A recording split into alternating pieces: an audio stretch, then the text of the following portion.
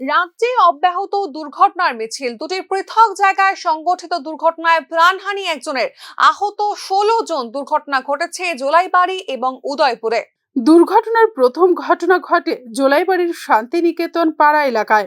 এখানে কুকুরের সঙ্গে ধাক্কা লেগে নিয়ন্ত্রণ হারিয়ে দুর্ঘটনার কবলে পড়ে TR08D1639 নম্বরের মালবাহী অটো গাড়ি। দুর্ঘটনায় ঘটনাস্থলেই প্রাণ হারান একজন। নিহত ব্যক্তির নাম শঙ্কর দত্ত, বয়স আনুমানিক 27 বছর। জানা গেছে নিহত ব্যক্তি জোলাইবাড়ির শ্যামসুন্দর পাড়ার বাসিন্দা। ঘটনায় আহত হন আরও 6 জন যাত্রী। তাদের নাম বিজয় মজুমদার, আশিস সরকার, কেশব দেবনাথ, শম্ভু মুহুরী, সমীর বিশ্বাস ও শঙ্কর মজুমদার। দুর্ঘটনায় আহত 6 জন বর্তমানে শান্তিরবাজার জেলা হাসপাতালে চিকিৎসাধীন। বিস্তারিত দেখুন নিউজ নাও প্রতিনিধির পাঠানো রিপোর্টে।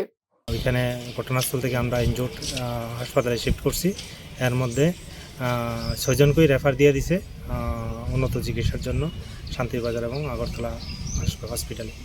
দুর্ঘটনার খবর পেয়ে ছুটে আসে স্থানীয় থানার পুলিশ। দুর্ঘটনায় নিহত শঙ্কর দত্তের দেহ ময়নাতদন্ত করার পর পরিবারের হাতে তুলে দেওয়া হবে বলে জানান বাইখোড়া থানার পুলিশ।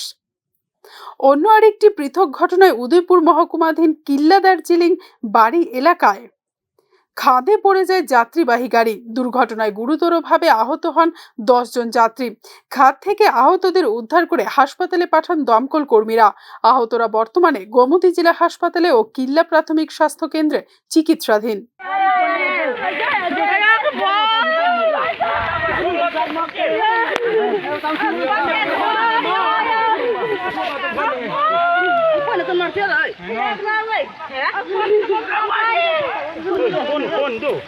রাজ্যের দুটি জায়গা থেকে সড়ক দুর্ঘটনার ভয়াবহ চিত্র তুলে এনেছেন সংবাদ মাধ্যম প্রতিনিধি প্রসেনজিৎ দে এবং বাপি দেবনাথ।